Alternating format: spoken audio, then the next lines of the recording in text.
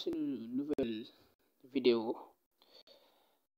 waaw tane dañ leen indil beneen astuce bu bees mooy nan ngay def ba protéger sa Instagram maanaam nan ngay def ba sécuriser sa Instagram ndaxte la plupart des personnes dañuy jékki-jékki rek daal di pirater sa Instagram wala Facebook wala WhatsApp ñetti application yi ni ñu ngay utiliser mais ñu bari xamuñu ko mais lu yomb pirater la defoon naa benn vidéo pour nan ngay def ba protéger sa WhatsApp ak nan ngay def ba protéger sa vidéo te ne vidéo bu tay bii nii li ko soxal mooy nan ngay def ba protéger sa Instagram aco ñu dem d'abord boo duggee ci sa Instagram léegi da ngay ñëw profil ngay ñëw boo duggee profil léegi nga ñëw fii am ñetti trait yi nii nga boo ok foofu nga ñëw paramètre ci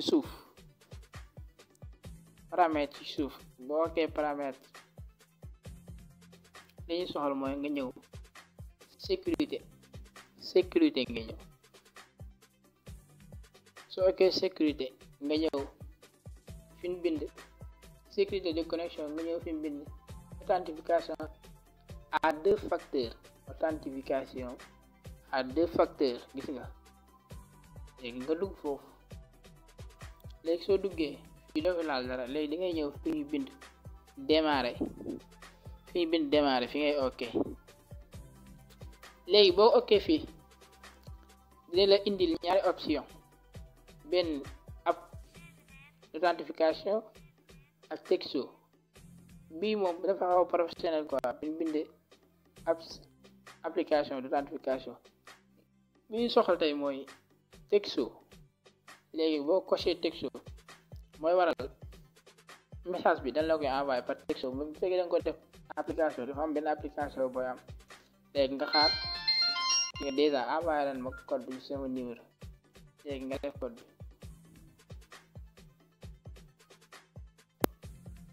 léegi code baa ngi nii nga def suivant léegi boo defee suivant rek déjà saa bii nii Instagram bi protégé wu na nga def terminé léegi nag d'abord boo defee terminé ba pare ci code yi nii ñu la bindal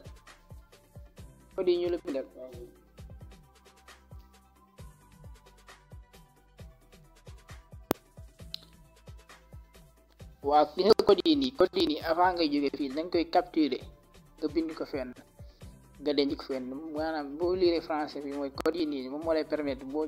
ñàkkee sa téléphone waaw ñu sàcc ko wala mu rek yooyu noonu maanaam bu fekkee juróom benn code texto mën nga utiliser code yi nii code yi mën nga ko utiliser pour tijji Instagram bi ndax boo ko tijji da lay laaj code